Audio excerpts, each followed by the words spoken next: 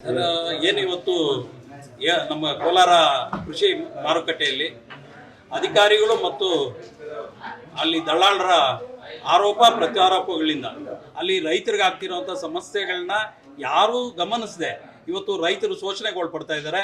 ಏನು ಇವತ್ತು ಶನಿವಾರ ರಜಾ ಘೋಷಣೆ ಮಾಡ್ತಾ ಇರೋವಂಥದ್ದಾಗಿರ್ಬೋದು, ಮತ್ತು ರೈತರ ಕಡೆಯಿಂದ ಕಮಿಷನ್ 10% ತೊಗೊತಿರೋಂಥದ್ದು ಇರ್ಬೋದು. ಹೊಸ ಯಾರಾದರೂ ವ್ಯಾಪಾರಸ್ಥರು ಬಂದರೆ ಅವ್ರನ್ನ ಅಲ್ಲಿ ವ್ಯಾಪಾರ ಮಾಡೋಕ್ಕೆ ಬಿಡದೆ, ಅವ್ರನ್ನ ಲೈಸೆನ್ಸ್ ತೊಗೊಂಡು ವ್ಯಾಪಾರ ಬಂದರೂ ಸಹ ವ್ಯಾಪಾರ ಮಾಡೋಕ್ಕೆ ಬಿಡದೆ ಅವ್ರನ್ನ ಅಲ್ಲಿಂದ ದೌರ್ಜನ್ಯದ ಮೇಲೆ ಅವ್ರನ್ನ ಹೊರಗಾಕುವಂಥದ್ದು, ವ್ಯಾಪಾರ ಮಾಡೋಕ್ಕೆ ಬಿಡದೆ ತಡೆಯುವಂಥದ್ದು ಇದೆಲ್ಲ ಆಗ್ತಾಯಿದೆ. ಜೊತೆಗೆ ರೈತರಿಗೆ ಇವೆಲ್ಲ ಆಗ್ತಾ ಇರೋದ್ರಿಂದ ರೈತರಿಗೆ ವ್ಯಾಪಾರದಲ್ಲಿ ಅವ್ರಿಗೆ ಸಿಗಬೇಕಾಗಿರುವಂಥ ಕನಿಷ್ಠವಾದಂಥ ಬೆಲೆನೂ ಸಿಗದೆ ಇವತ್ತು ಅವರು ನಷ್ಟಕ್ಕೆ ಒಳಗಾಗ್ತಾ ಇದ್ದಾರೆ.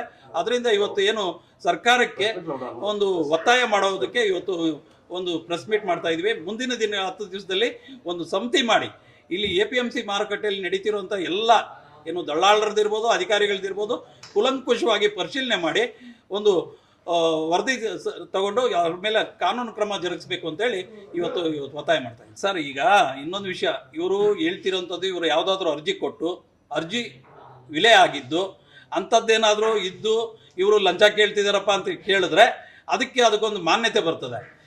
ಇವರು ಅಲ್ಲಿ ಇವ್ರ ಅರ್ಜಿನೂ ಅಲ್ಲಿ ವಿಲೆ ಇಲ್ಲ, ಅವರ ಕೆಲಸಗಳೂ ಆಗಿದೆ, ಎಲ್ಲ ಆದ ನಂತರ ಯಾವುದೋ ಸಮಯದಲ್ಲಿ ವಿಡಿಯೋ ಮಾಡಿಕೊಂಡು ಅದ್ರ ಮೂಲಕ ಅವ್ರನ್ನ ತೇಜೋವಧೆ ಮಾಡುವಂಥದ್ರಿಂದ ಹಿಡಿದು ಅವ್ರನ್ನ ಇದರಿಂದ ಮೂಲಕ ಮಂಡಿಸಿ ಅವರ ಏನಿದೆಯೋ ಅವರ ಲಾಭಕ್ಕೆ ಏನೇನು ಬೇಕೋ ಅದನ್ನು ಮಾಡಿಸ್ಕೊಳ್ಳೋ ಪ್ರಯತ್ನ ನಡೀತಾ ಇದೆ ಅಂತ ನಾನು ಹೇಳ್ತೇನೆ. ಸರ್, ಆ ವಿಡಿಯೋದಲ್ಲಿ ಇವತ್ತು ಏನಾಗಿದೆ ಇವತ್ತು ನಾವು ನೋಡ್ತಾ ಇದ್ದೀವಿ. ಯಾಕೆಂತಂದರೆ ಅದು ಹಳೆ ವಿಡಿಯೋ ಅಂತಲೂ ಗೊತ್ತಾಗಿದೆ. ಯಾಕೆಂತಂದರೆ ಅದು ಹಳೆ ವಿಡಿಯೋ ಆಗಿದ್ದರೆ ಇಷ್ಟು ದಿವಸದಿಂದ ಯಾಕೆ ಸುಮ್ಮನೆ ಇದ್ರಿ, ಆ ಥರದ್ದೇನಾದರೂ ನಮ್ಮ ಹತ್ರ ಲಂಚನೇ ಕೇಳಿದ್ರು, ಇಂಥ ವಿಷಯಕ್ಕೆ ಲಂಚ ಕೇಳಿದ್ರು ಅಂತ ಏನಾದರೂ ನಿಮ್ಮ ಹತ್ರ ದಾಖಲೆ ಇದ್ದರೆ ಕೊಡ್ರಿ, ನಾವೇ ಲೋಕಾಯುಕ್ತಕ್ಕೆ ಕೊಟ್ಟು ಅವ್ರ ಮೇಲೆ ಕಾನೂನು ಕ್ರಮ ಜರುಗಿಸೋದಕ್ಕೆ ಪ್ರಯತ್ನ ಮಾಡ್ತೀವಿ. ಮುಂದಿನ ಹೋರಾಟ ಸರ್, 10 ದಿವಸದ ಒಳಗಡೆ ಜಿಲ್ಲಾಧಿಕಾರಿಗಳ ಅಧ್ಯಕ್ಷತೆಯಲ್ಲಿ ಒಂದು ದಳ್ಳಾಳರ, ರೈತರ ಮತ್ತು ಅಧಿಕಾರಿಗಳ ಸಭೆ ಕರೆದು ಅಲ್ಲಿ ಕೂಲಂಕುಷವಾಗಿ ಅಲ್ಲಿ ನಡೀತಿರುವಂಥದ್ದನ್ನು, ಅಲ್ಲಿ ಸಮಸ್ಯೆಗಳನ್ನ ಎಲ್ಲ ಕಡೆಯಿಂದ ಕ್ರೋಢೀಕರಿಸಿ ಅಲ್ಲಿ ಆಗ್ತಿರುವಂಥ ಸಮಸ್ಯೆಗಳನ್ನ ನಿವಾರಣೆ ಮಾಡಬೇಕು. ನಿವಾರಣೆ ಮಾಡಲಿಲ್ಲ ಅಂತಂದರೆ ನಾವೊಂದು ಪ್ರತಿಭಟನೆನ ಜಿಲ್ಲಾಧಿಕಾರಿ ಕಚೇರಿ ಮುಂದೆ, ಯಾಕೆಂತಂದರೆ ಅವರ ಇವತ್ತು ಆಡಳಿತಾಧಿಕಾರಿ ಅವರೇ ಆಗಿರೋದ್ರಿಂದ ಅವ್ರ ಕಚೇರಿ ಮುಂದೆ ಹೋರಾಟನ ಮಾಡ್ತೀವಿ. ಸರ್, ಈಗ ಇನ್ನೊಂದು ಏನು ಅಂತಂದರೆ ಅವರೊಂದು ಸಂಘ ಮಾಡ್ಕೊಂಡಿದ್ದಾರೆ.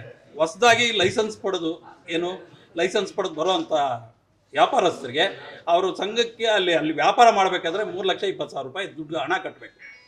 ಅದೇನಾದರೂ ಕಟ್ಟಲಿಲ್ಲ ಅಂತಂದರೆ ಅಲ್ಲಿ ವ್ಯಾಪಾರ ಮಾಡೋದಕ್ಕೂ ಬಿಡಲ್ಲ, ರೈತರ ಕಡೆಯಿಂದ ತರಕಾರಿ ಖರೀದಿ ಮಾಡೋಕ್ಕೂ ಬಿಡೋದಿಲ್ಲ. ಇದು ಅಲ್ಲಿ ನಡೀತಿರೋವಂಥದ್ದು. ಅದರಿಂದ ಅದನ್ನು ಸಹ ನಿಲ್ಲಬೇಕು. ಯಾಕಂದರೆ ಹೊಸ ವ್ಯಾಪಾರಸ್ಥರು ಬಂದರೆ ರೈತರಿಗೆ ಬೆಲೆ ಸಿಗ್ತದೆ. ವ್ಯಾಪಾರಸ್ಥರನ್ನೇ ನಿರ್ಬಂಧ ಮಾಡಿ ಇವ್ರದ್ದು ಒಂದು ರೀತಿಯಲ್ಲಿ ಮ್ಯಾನೋಪಲಿ ಮಾಡ್ಕೊಂಡ್ಬಿಟ್ರೆ ಅಲ್ಲಿ ರೈತರಿಗೆ ಕಷ್ಟ ಆಗ್ತದೆ ಅನ್ನೋದು ನಮ್ಮ